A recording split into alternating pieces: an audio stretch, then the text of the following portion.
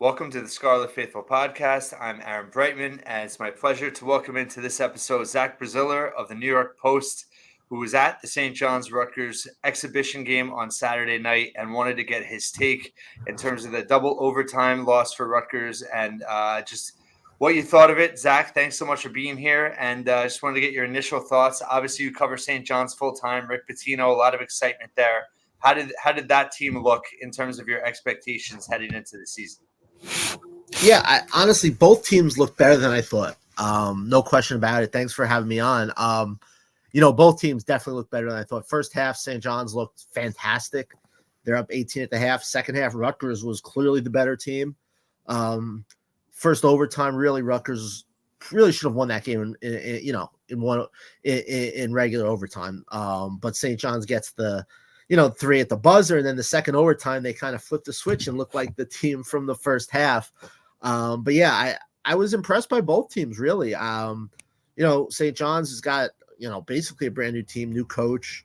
Only Joel Soriano is back of anyone who really played last year. And I was most impressed with just how prepared and organized they were, especially from the get-go. And then Rutgers responding in that second half, Cliff Omoruyi obviously is their star, and I'm a big fan of his. I'm a little surprised NBA teams aren't higher on him than they are. And then you have some of these other guys like Derek Simpson and Gavin Griffiths and JaMychal Davis who really showed you something. They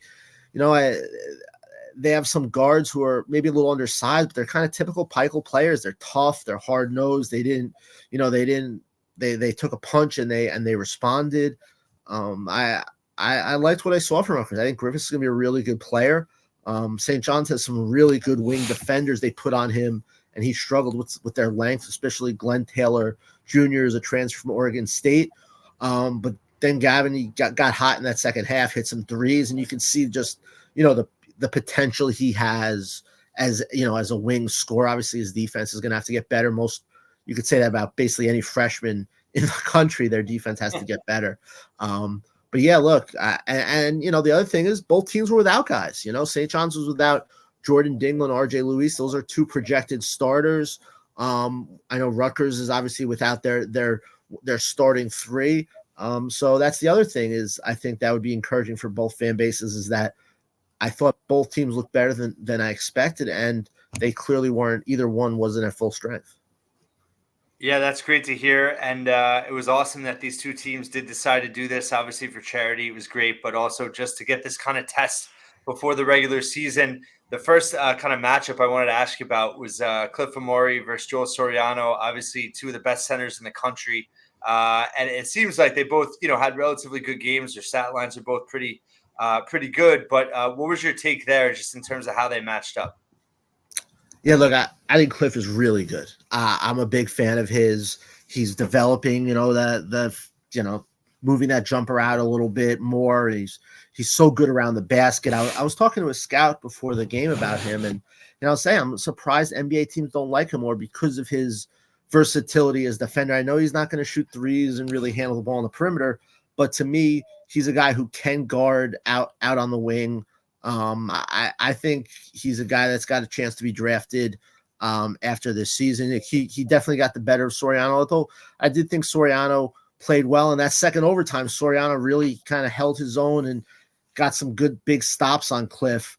Soriano's kind of, look, he's dropped a lot of weight. He's down to under 10% body fat. He's adjusting to the way that St. John's now plays with Pitino. They're going to go, up and down really fast. So I think he was a little hesitant at times offensively, but he did get 16 rebounds, and he's obviously going to be one of the keys to their team. But it was a really fun matchup. There's no doubt. And look, Rutgers needs Cliff to be really good this year. I don't think there's any question about that. If they want to be a tournament team, Cliff's going to have to be probably a top 5 center in the country, which I don't think is out of the question. I think Cliff is really, really good.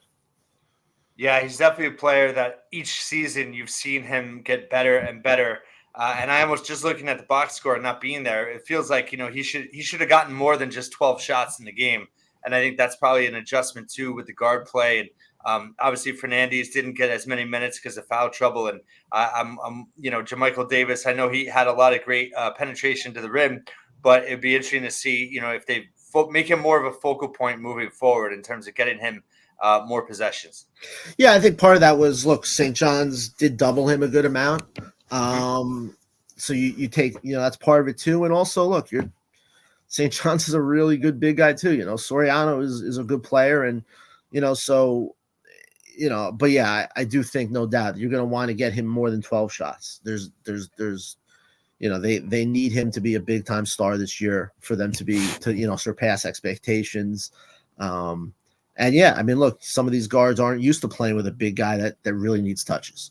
So I think it's definitely an adjustment period. And to kind of echo what you said earlier about this game, I thought it was great. I mean, first of all, it didn't really feel like an October scrimmage exhibition. It was a good crowd. It was intense, double overtime. And I think it was a really valuable tool for both teams and both coaches. I know Patino said after the game he loved that it went double overtime. He thought it was much better than if St. John's kind of just cruised to a 20-point win if they would have played a second half like the first half, because there's so much that I think both teams can learn from and work on. And it's definitely a much better thing to do than even a closed door scrimmage or a exhibition against a D2 or D3 team, because there are situations that you had in this game that are going to be replicated during the regular season. And yeah, the closed door scrimmage, I guess, has some benefits, but no fans, there's, when you have people in the building and people are watching, to me, there's a pressure element involved. And I think you got that. And I think I hope it's something that St. John's definitely does moving forward. Yeah, it was a great idea, and I think from a Rutgers fan perspective, it's like I almost am happy that they fell behind so far, because I feel like we know more about them now than we would have if they just kind of lost by 10 or 12 and never made a run like that. To fall that far behind, obviously you never want to, but it showed a lot for this team to be able to pick it up on the road in that type of environment. Everyone's riding high with Rick Pitino, his first bench appearance. I'm sure the place was electric.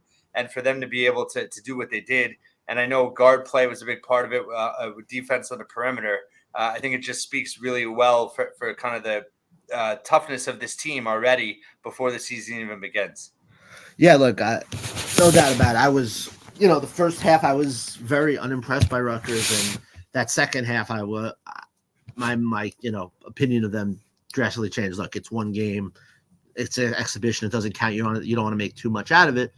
But, something has to be said for, a pretty new team. There are a lot of new pieces on this team, and, they took a punch and they came right back and, landed a bunch of their own. I think that's incredibly important. I think that's what you want to get out of something like this, because there's going to be conference games for both teams where they're going to, build a lead and blow it. For St. John's or for Rutgers are going to get down big and are going to need to come back. And so I think both teams can kind of use this for when that happens and be like, hey, we've kind of been here before. So I think that's really, to me, was the best part of this scrimmage for both teams.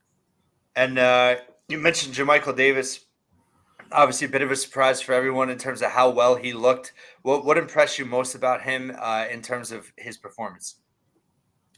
It was his aggression. He clearly, the freshman, he clearly wasn't scared of the moment. He clearly was ready. Look, there were some early jitters. St. John's came out pressing, and they've got a ton of athletes. They're long, and they really they riled Rutgers early. But I was just impressed by his ability to get to the rim. His ability to knock down jumpers, and most of all, for a freshman, just not being scared, just being so confident and not flinching. That, to me, when you talk about freshmen, especially a guy who's not necessarily ranked high, is their confidence level, is can they kind of step in right away and and not be timid and not let maybe some early struggles affect them negatively. And he clearly did it, and that to me is really important, especially for a freshman who's going to have to play meaningful minutes for them. Right. Yeah, definitely. And Griffiths, I know, struggled in the first half, came on in the second half. How polished did he look from an offensive perspective? Yeah, look, he could clearly shoot the ball. He was more successful shooting the three than he was at the mid range, but you could see he's got a nice mid range game. He definitely struggled some against Glenn Taylor. He's a 6'6" wing from Oregon State who's a really really good defender. And then when St. John's, as the game went on and there's different players in, he got some breathing room against different guys. He made them pay.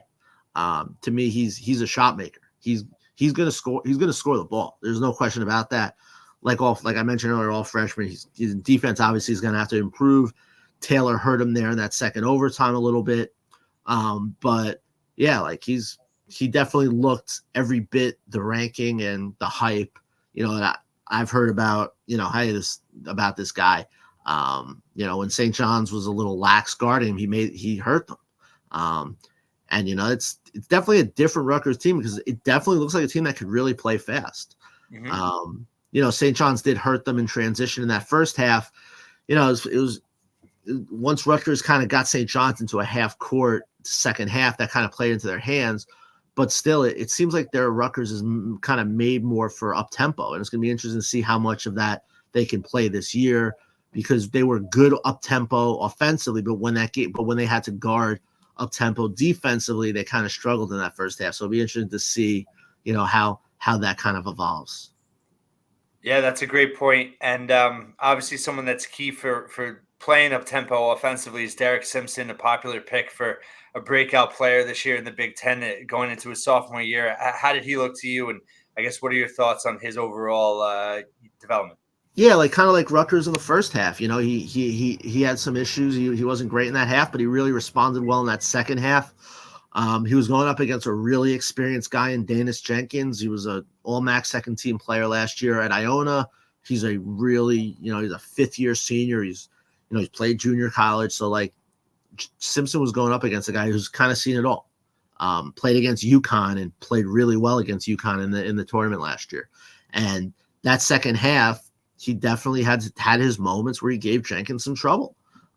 There's no doubt about it.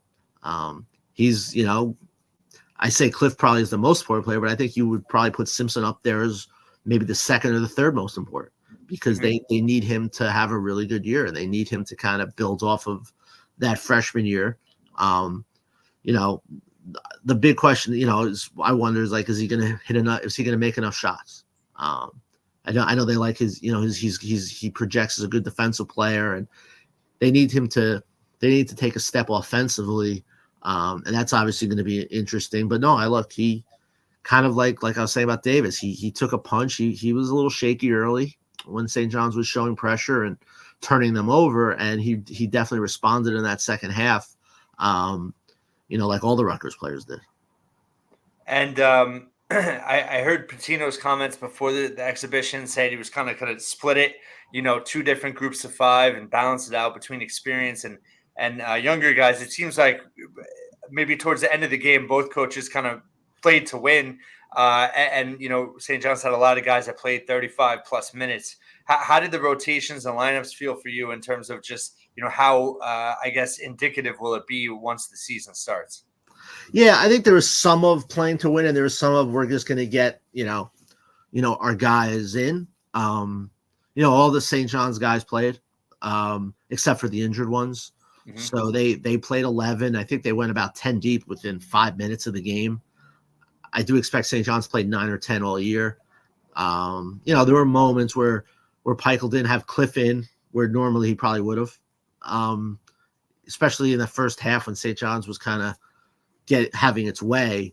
But the thing with St. John's, I mean, they're without 2 projected starters, so I think that kind of made some of their rotations and some of their lineups a little wonky. And you could say the same thing with Rutgers without Meg, that there were certain lineups that maybe you wouldn't typically see. So I think it was a combination of injuries and also just the fact it was an exhibition. You want to get guys' feet wet and you want to kind of see what you have. It's October. But I do think, look, when it got down to it, both teams, they had their guys in there in the overtimes. They had their guys in there at the end of regulation. they were, like I said, did not feel like a October basketball game at all. Yeah, that was a wild sequence at the end of first overtime when Yeah. St. John's. It was three threes they got off, 2 offensive rebounds. That one went right off Cliff's hands. And when I saw the video, I was like, oh, God, we've seen that before where Rutgers just needed one more rebound. I mean, you go all the way back to Houston, 3 years ago in the tournament. And then Notre Dame, they missed a rebound as well. So, but I think that actually ends up being a great lesson for them this early on in the season. And then obviously St. John's, being able to convert like that has to be huge for them too. Yeah, I think it was like Pitino was talking a lot about, he hammers home to his big guys, like if you put your hands on someone, it's going to be a foul. And you could say that, but until you actually get in a game and it's a foul, it's still some, there's only so much you could say.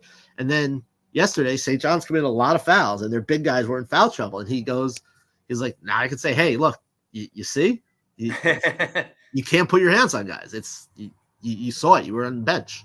So yeah, I mean, I just think it's just so rewarding, and I think you can't minimize the importance of like people in the crowd and buzz and pressure that goes along with that, because it's really like it was really a dress rehearsal. St. John's has an exhibition next Sunday with Pace, but that will be nothing compared to this. I assume Rutgers probably has one as well, or a closed door one. But yeah, it's just you can't, you can't in practice or in against a D2 or D3 team, you can't simulate what you got yesterday. And that to me is the bottom line. And I think it was really good for both teams. It was a really good experience for both teams. I think for both teams, there was a lot you liked, there was a lot you didn't like, and that's kind of to be expected in October. And it was fun. It was, I think if you're a fan of both, whether you're a St. John's or Rutgers fan, I think you for the most part are kind of happy with what you saw with two teams that have a lot. Obviously St. John's is completely new. I know Rutgers is a lot of new pieces. And this was the kind of experience that you can't minimize its importance just because of the lessons and the experience that it provided. All right, so last question for you, just in terms of it's little bit of loaded, and I know it was just one exhibition, but first with St. John's, I guess the Big East is loaded once again. I guess what do you think their ceiling is for this year? Obviously, huge expectations of Pitino there, but I guess what do you think is fair and realistic in terms of them heading into the season? Yeah, I mean, I would pick them fifth in the Big East. I like their roster. I think they're going to be good. Maybe not great, but I think they're a tournament team. Jordan Dingle didn't play. RJ Luis didn't play, 2 projected starters. I love what Danis Jenkins brings. I mean, look, to me, the bottom line with them is 3 things. They have a Hall of Fame coach. They're old, which is good in college basketball now. You want experience, and they can shoot. They have a bunch of guys who can shoot. I think the Big East is terrific. You finish 4th to 6th in the league this year. You're probably like somewhere between a 6 and an 8 seed in the tournament. So I think they're probably finished somewhere around 5. I think they're going to be good. I don't think they're great, but I definitely think they're good. And then with Rutgers, I know some of the projections maybe are lower than some fans expected. I do think there's definitely growth potential with this team. Look, when you have a star like Cliff, you're gonna be in games. Cliff is terrific. I think he's an NBA player. I know there may be some people that disagree with me, but I really like Cliff. Some of the young guys like Griffiths and Davis are going to get better as the year goes on. I don't think the Big Ten is great this year, which, it's kind of a double-edged sword. On the one hand, it means there are going to be a lot of winnable games. But on the other hand, maybe there aren't quite as many resume opportunities as there would be in other years. But I think Rutgers definitely is a postseason team. Now, can they get in the tournament? We'll see. It depends, but we all know the big year is coming. We all know everyone's excited about the recruiting class, and obviously Pikel's doing a fantastic job getting some big time players in there. And who knows? We're obviously waiting on what Dylan Harper does. But yeah, look, I think if you're a Rutgers fan, you got to be pretty excited because I think this team has a chance to surprise some people, and we all know that next year's team could be kind of a national story. Well, and if that's the case, it would be fun to see you at the rack more often next season with that recruiting class. But really appreciate everything, Zach. Thanks so much for all your great insight, and definitely touch base with you at some point in the season. And college basketball is back. It's great to have it back, Hey, and looking forward to your coverage as always. hey, thanks for having me on, man. It was a pleasure, and thankfully college after that baseball summer, man, I couldn't wait for college basketball. It's only 2 weeks away, so thanks so Yep, much again, and talk to you soon. great, man. Have a good one, Aaron. Too.